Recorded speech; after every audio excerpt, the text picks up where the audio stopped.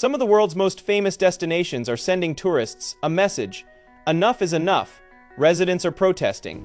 Private streets are being closed. Visitor fees are appearing. Cruise ships are being restricted. And thousands of holiday rentals could soon disappear. In this video, we are counting down 10 famous places that have had enough of mass tourism and uncovering what finally pushed each one to the breaking point. These destinations still depend on visitors, but they are no longer willing to sacrifice local homes, public spaces, sacred traditions, and everyday life just to accommodate them. So which places are fighting back? What restrictions will tourists face? And which destination is taking the most drastic action of all? Before we begin the countdown, at number 10, one extraordinary scene in Barcelona reveals just how bitter this conflict has become. Barcelona spent decades persuading the world to visit. Then, on a bright afternoon, local protesters walked up to cafe tables and sprayed the visitors with water pistols. The pictures looked almost comic, tiny plastic toys aimed at people holding maps and lunch menus. But the anger behind them was not playful. To the people pulling those triggers, every rolling suitcase represented another apartment that might become a short-term rental, another neighborhood reorganized for strangers, another reminder that a city can become famous enough to push out the people who made it worth visiting. Earlier this year in Venice, the resistance looked less dramatic and far more official. On selected busy days, some day visitors had to register, pay an access fee, and carry a QR code that municipal officers could check. Venice did not build a wall around itself. But the fact that a living city began to resemble a ticketed attraction tells you how far the argument has moved. In Kyoto's Gion district, signs now keep visitors out of private lanes after years of trespassing and aggressive photography. People arrived hoping to catch the perfect glimpse of a geisha and forgot that the wooden houses around them were not a film set. They were homes and workplaces. Even Mount Fuji has a gate. On its busiest route, climbers face a fee, a daily limit, and hours when the trail is closed. One of the most recognizable mountains on Earth became so crowded that reaching it safely required crowd control. These are not forgotten towns desperate for attention. They are some of the most successful destinations in the world. Tourism made them wealthier, busier, and more connected. It also packed public transport, strained fragile landscapes, intruded on sacred spaces, and, most explosively, turned homes into investment properties. The same visitor can be a paycheck to one resident, and the reason another can no longer afford the rent. That contradiction runs through every place in this countdown. We begin with a small charge at one famous monument, then the restrictions widen, nightlife curtailed, conduct rules enforced, climbers capped, lanes closed, cruise arrivals managed, hotels restrained, and holiday rentals frozen. By the time we reach number 1, the dispute is no longer about bad manners or crowded pavements. It reaches into the housing market itself, where one city intends to let 10,101 tourist apartment licenses expire. There is no simple villain in this story. Most residents do not despise the person standing beside them with a camera, and few cities can afford to lose the money tourism brings. The fight is over scale. How many people can arrive, what they can do, where they sleep, and how much of a place must be surrendered to accommodate them. The first response in our countdown costs only €2. But it has turned the closest view of a public monument into controlled space and placed a price on one of travel's most romantic rituals. At number 10, Rome has added one small piece of modern machinery to the Trevi fountain, a ticket. For generations, visitors have stood with their backs to the water, tossed a coin over one shoulder, and trusted the legend that it would bring them back. The trouble is that nearly everyone seems to have taken the legend seriously. By midday, the basin can disappear behind a wall of phones, elbows, tour flags, and people all attempting the same supposedly spontaneous photograph. On the 2nd of February 2026, the city began charging tourists and other non-residents €2 to enter the inner perimeter beside the water. Residents of Rome and its metropolitan area enter free, and the surrounding square is still open without a ticket. Anyone can see the fountain from outside the controlled zone. The fee is for getting close enough to perform the ritual. €2 will hardly price most visitors out. The purpose is to regulate the stream of bodies, make the experience less chaotic, and help support Rome's cultural sites. Still, the symbolism is hard to miss. A fountain that once felt like part of the street now has an inner zone where your address determines whether you pay. Rome has not closed the door. It has simply placed a doorman beside the postcard. And if that sounds unfriendly, Prague has gone after something tourists do not buy alone, but in packs.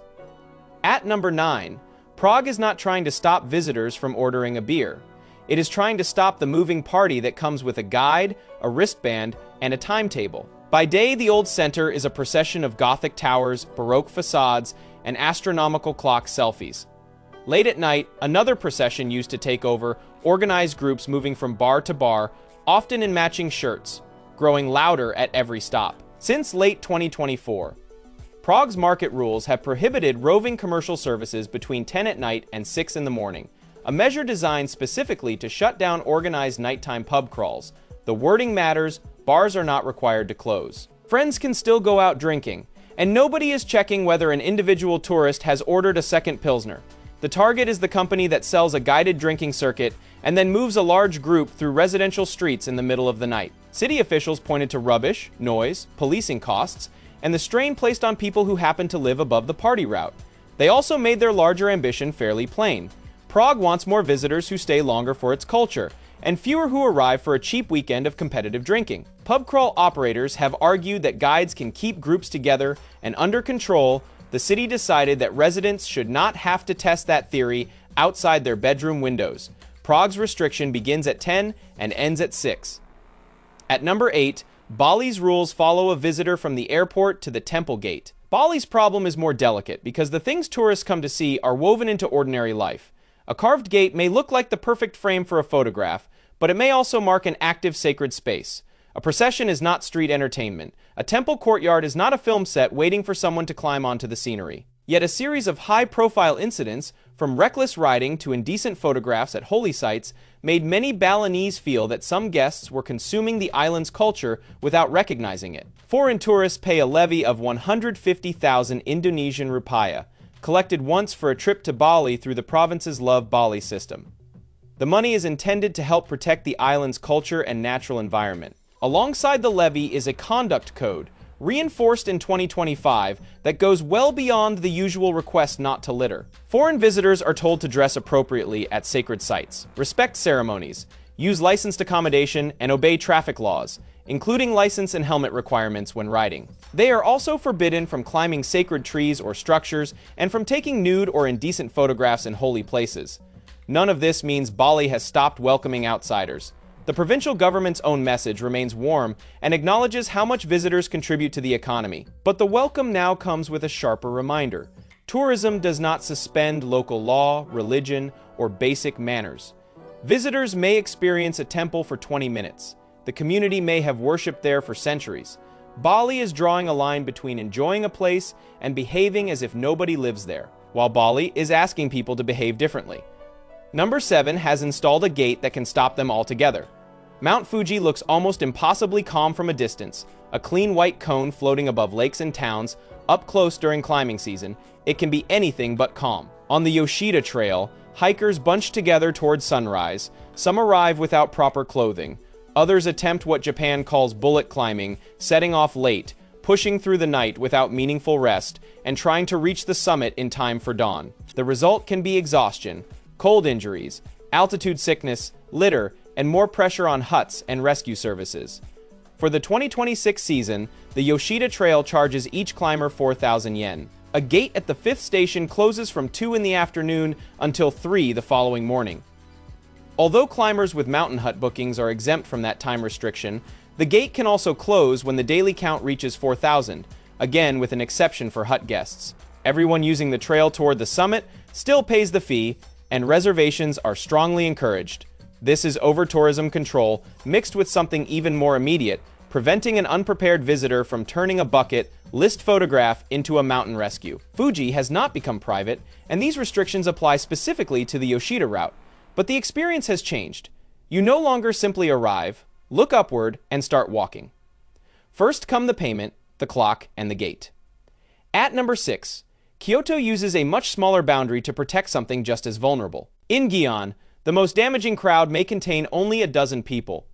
A gaiko, the Kyoto term for a geisha, or a maiko, an apprentice, appears at the end of a narrow lane on her way to an appointment, and the whole group shifts at once. Cameras rise. Someone steps into the road. Someone else follows too closely, reaches for a sleeve, or blocks the path for a better angle to the visitor.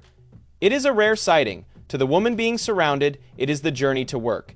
In parts of southern Guyana, owners of private lanes and properties have posted no entry and no photography notices. The entire district is not closed, and public streets remain public. That distinction is important. What has changed is the willingness of residents to let curiosity override a property line. Kyoto's official guidance tells visitors not to touch, chase, obstruct, or photograph Geiko and Meiko without permission, and warns that trespassing can carry a fine of up to 100,000 yen under Japanese law. The rule is not difficult to understand. These lanes contain homes, working tea houses, schools, and businesses. They are not backstage corridors in a theme park. Geiko and Meiko are not street mascots, and seeing one does not create a right to follow her. Kyoto even points visitors toward proper performances for those who genuinely want to experience the art. Guyana's response is not a velvet rope around an entire neighborhood. It is a boundary around private life, and a reminder that a beautiful place does not become public property simply because it appears in millions of photographs. In Kyoto, the pressure arrives a few footsteps at a time. At the next destination, it can arrive by the shipload. At number 5 is Dubrovnik, the Croatian city whose medieval center became one of television's most recognizable backdrops. Dubrovnik was famous long before Game of Thrones, but the series gave millions of people another reason to put it on the same itinerary. That popularity meets a physical limit at the city walls. The old town is a compact maze of stone lanes, stairways, gates, and squares. When a large cruise ship docks, thousands of people can step ashore within a short window, many heading for exactly the same entrance. The real problem is concentration. A city may handle many visitors across a year and still be overwhelmed when they arrive between breakfast and lunch. A shopkeeper sees a rush of customers. A resident sees the route to the pharmacy disappear behind a wall of tour groups.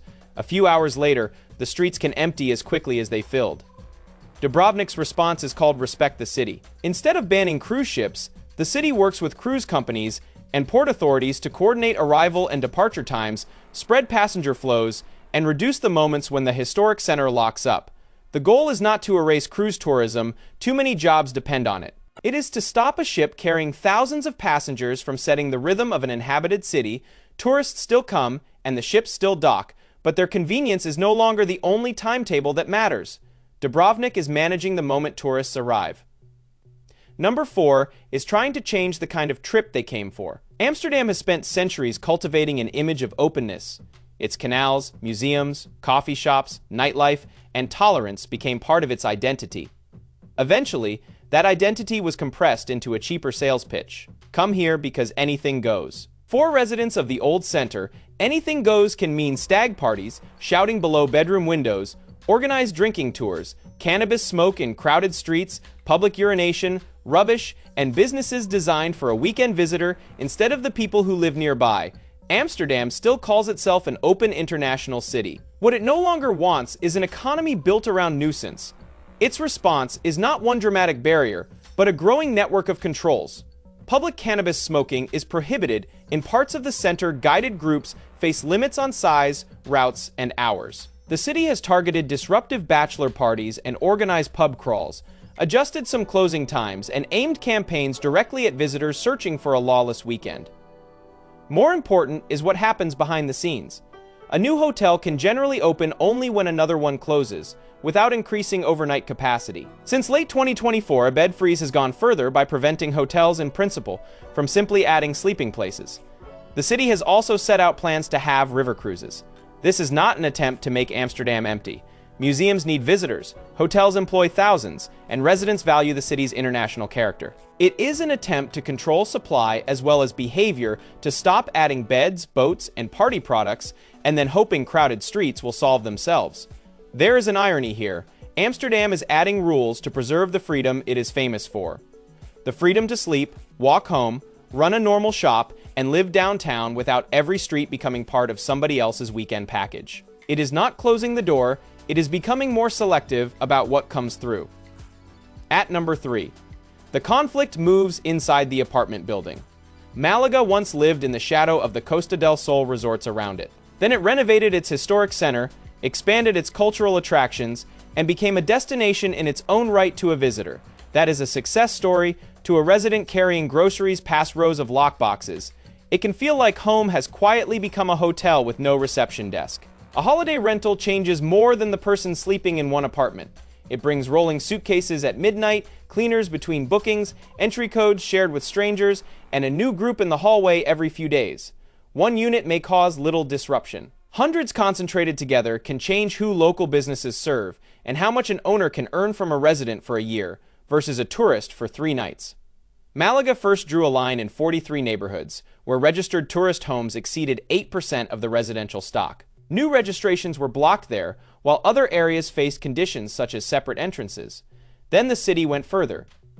In August 2025, it suspended new tourist, home licenses and declarations across the municipality for up to 3 years, or until a new planning framework takes effect sooner. The wording matters. This is a pause on new tourist homes, not the eviction of every existing legal rental, and not a ban on hotels or visitors. The city is using the pause to rewrite the boundary between residential and tourist use. Owners argue that short-term rentals spread tourism income beyond hotel groups and help families earn from property they own.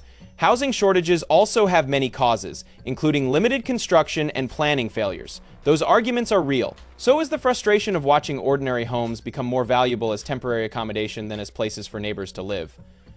A crowded square empties at night. A home removed from residential use does not, while Malaga is restricting where tourists sleep. Number 2, experimented with charging them simply to enter. Venice may be the clearest example of a global image overwhelming a city's physical scale. Its narrow lanes and fragile foundations receive people by train, bus, car, cruise ship, and airplane. Many stay overnight. Many others arrive in the morning, cross the same bridges, photograph the same squares, and leave before dinner. That distinction sits at the center of Venice's access. Fee experiment on selected high-pressure days in 2026. Eligible day visitors entering the historic city between 8:30 in the morning and 4 in the afternoon had to register and pay. The price was €5 when booked at least 4 days ahead and €10 when purchased closer to the visit. Payment produced a QR code that municipal officers could check. Residents, workers, students, young children, and several other groups were exempt. Overnight guests did not pay the access fee because they were already covered by the tourist tax system, although registration requirements still applied. This was never a permanent ticket required every day. The 2026 trial ran from the 3rd of April through the 26th of July on designated dates, and it has now ended. Until new rules are approved, there is no access payment or exemption procedure. The fee also created no fixed daily ceiling. If more people paid, more people could enter. That is why it remains controversial. 5 or 10 euros may be too little to change the plans of someone who has already bought transport to Venice. Critics say the system treats a living city like an attraction with a ticket office while doing little to reduce crowds. Supporters see visitors contributing toward the services they use and accepting that arrival in Venice is no longer completely frictionless. The experiment may be less of a wall than a census with a price attached. It tells Venice more about who is coming and when, but it does not answer the harder question of how many people the city can absorb without losing the life that made it worth visiting. If you enjoy stories where famous places look different once the postcards come down, subscribe. Now to number 1, where the fight has moved from the street to the front door. Barcelona did almost everything a city is told to do. It restored its waterfront, celebrated its architecture, hosted global events, improved public spaces, and sold the world an irresistible combination of beaches and city life. The result was not failure. It was success on a scale that began to consume the product. The most visible backlash came in May for camera scenes, anti-tourism signs, and protesters spraying diners and visitors with small water pistols. Those images traveled because they were absurd, confrontational, and instantly understood. They also distort the story. Barcelona is not united against outsiders, and a water pistol does not represent every resident. The deeper conflict is in rent notices. Apartment listings, crowded buses, late-night noise, and neighborhood shops replaced by businesses aimed at people gone by Monday. Tourism is woven into Barcelona's economy.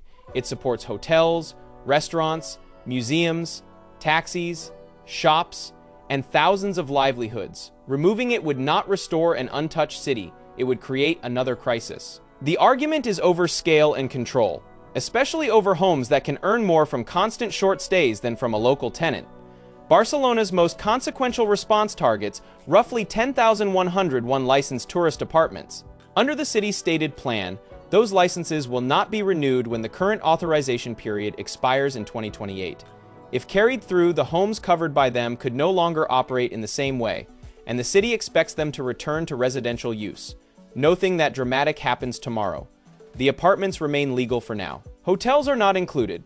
Tourists will still visit Barcelona. And the plan faces determined opposition from owners and industry groups. They argue that lawful businesses are being stripped of value and that reducing holiday rentals will shrink accommodation choices without guaranteeing affordable homes. Some units may be sold or placed on markets that remain beyond many residents' reach. The city's answer is that housing cannot be governed only by whichever use produces the highest nightly return. Barcelona ranks first, not because it has shouted the loudest at tourists, but because it is preparing to intervene in the structure of its accommodation market. Rome placed a fee around part of a fountain. Venice tested one at the city's entrance. Barcelona plans to take an entire category of licensed tourist lodging off the board. That policy may not solve the housing crisis. 10,000 apartments matter, but so do construction, wages, vacant property, long-term rental supply, and regulation. Yet it reveals how far the debate has moved. The issue is no longer how to move visitors through the center efficiently. It is whether a city should reserve part of its most valuable space for people who live there all year. Across these 10 destinations, the response has escalated from a small payment near a fountain to restrictions on nightlife behavior, mountain access, private lanes, cruise schedules, hotel beds, holiday rentals, and finally more than 10,000 apartment licenses. None has stopped being a destination. Everyone is still asking tourists to come, just on different terms. Tourism is not an outside force imposed by strangers alone. Cities advertise themselves, approve hotels, welcome cruise terminals, license apartments, and depend on the money. Visitors respond to that invitation. Once success changes daily life, residents demand limits. The best policies will protect homes, public space, culture, and infrastructure without punishing people simply for arriving. Whether these cities have found that balance remains uncertain. But the age of treating every additional visitor as an unquestioned victory is ending. A famous place can survive losing a little convenience for tourists. It may not survive losing the people who make it a real place after the tourists go home.